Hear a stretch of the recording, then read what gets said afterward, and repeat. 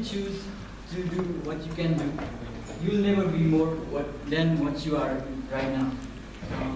It was a quotation from a character in a film called Kung Fu Panda.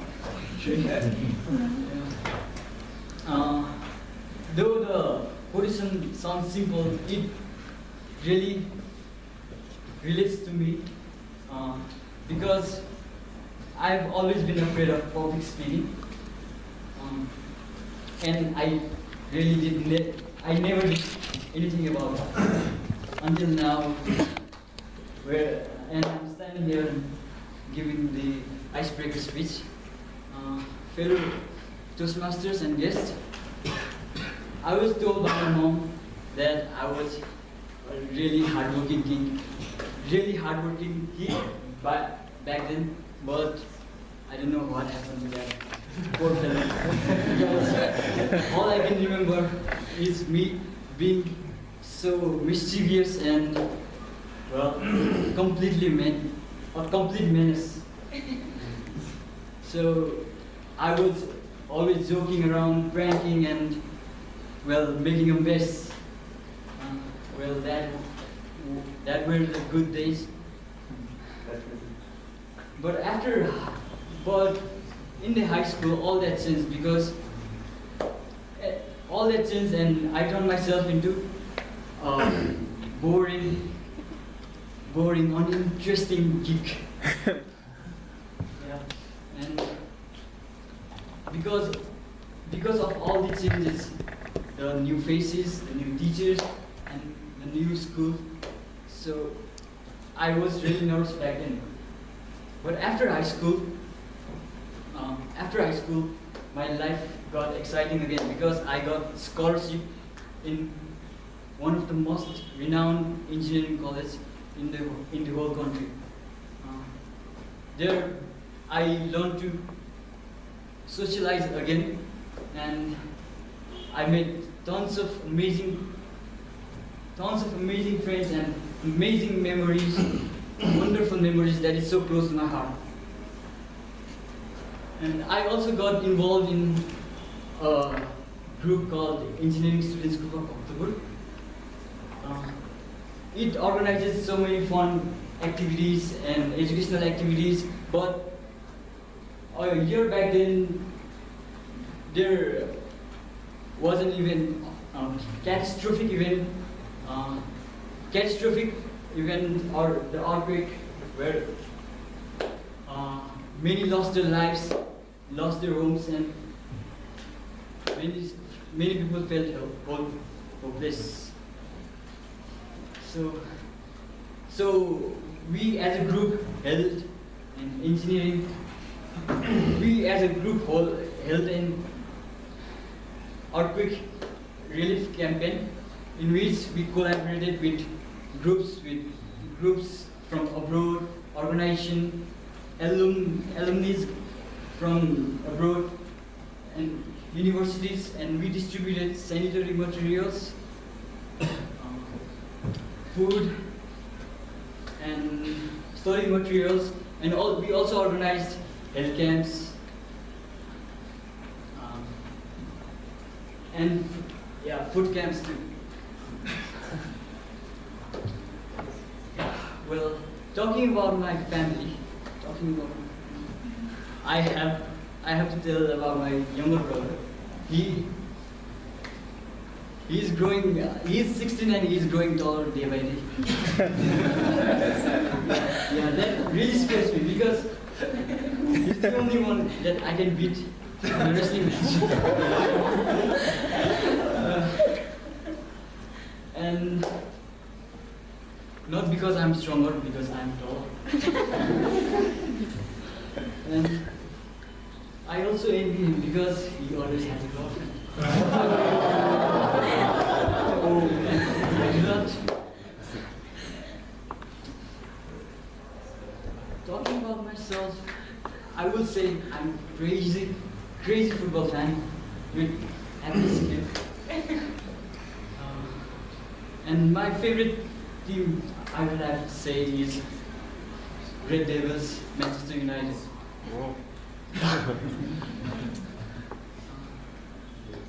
and I love listening to music. I love listening to music, and I love singing along. And my favorite band is the Irish boy band Westlife.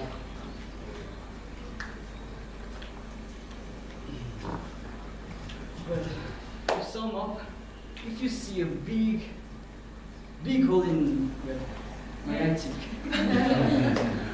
some people call it dimple,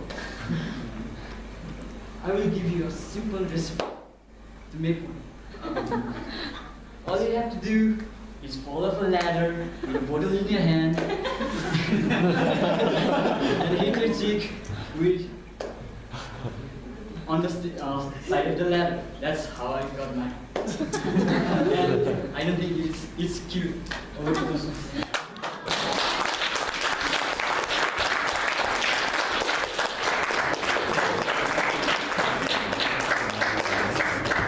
you, Mr. Pritesh. Now, the next speaker coming to the stage, she loves classic mysteries, music, and movies. She's an 18th century lady, born in the 20th century. Like the previous speaker, she's also in Project First and shares the same objective and the timing. The title of her speech is Statutory Warning. Let us all welcome with a standing ovation to Toastmaster Ekta Lamichhane.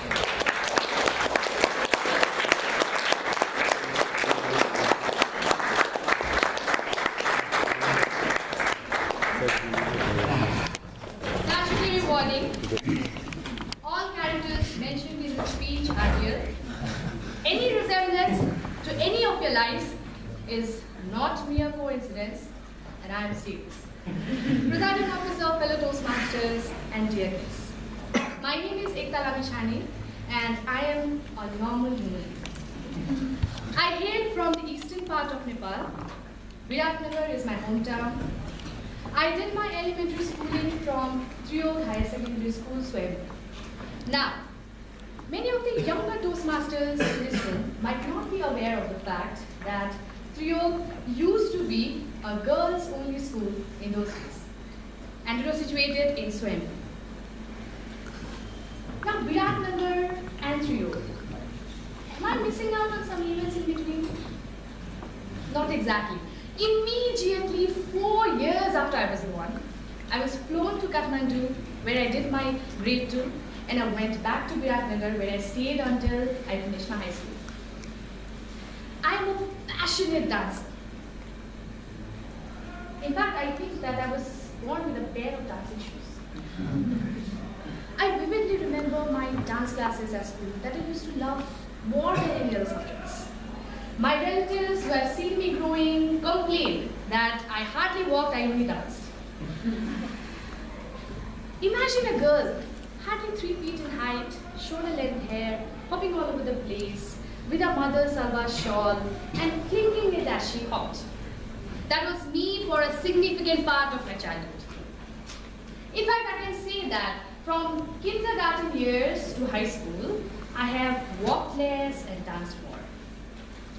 Maybe that is the reason I chose my first job as dance instructor. I was quite active in my school days. I was curious to try and learn everything that came by. I was almost everywhere, in every team, be it music, dance, sports, drama, you name them. I was almost prepared for everything that came by. No wonder I chose a multidisciplinary course in my graduate and undergrad studies. I was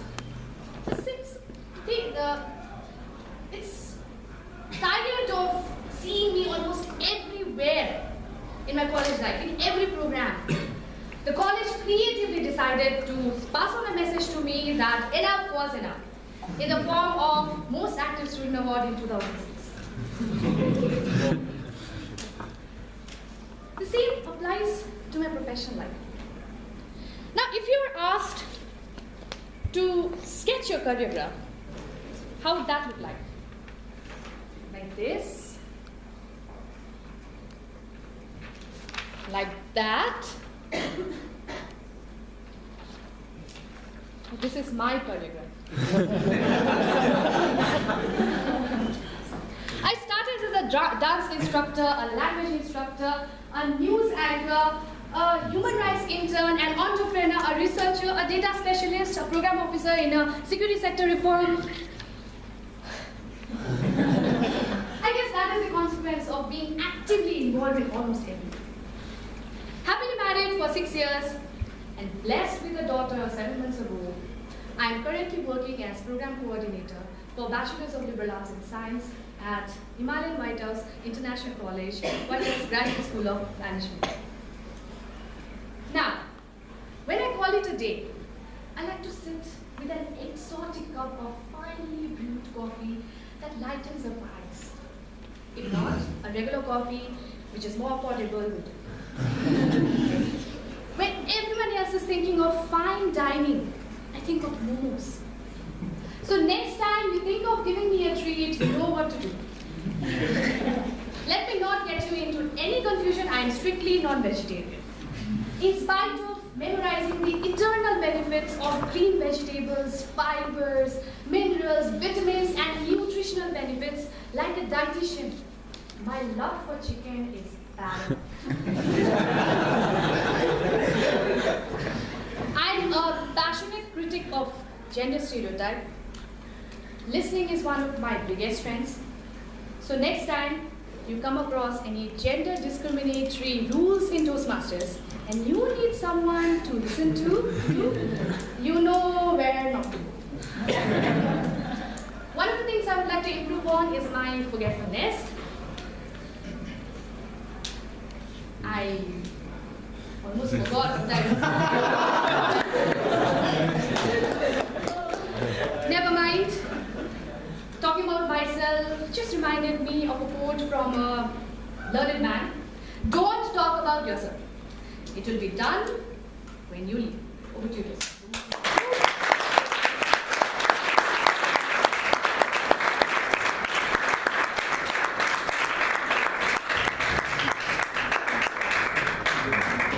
Thank you, Toastmaster Ekta. Now, we're moving on to the last speaker of this session.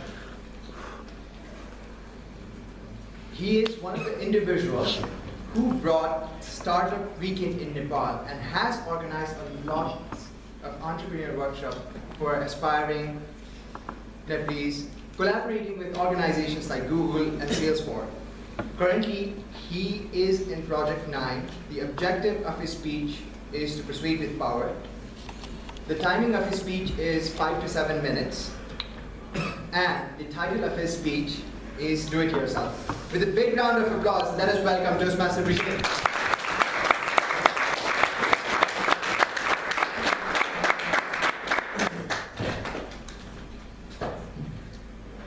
Do you know someone at the Land Reform Office?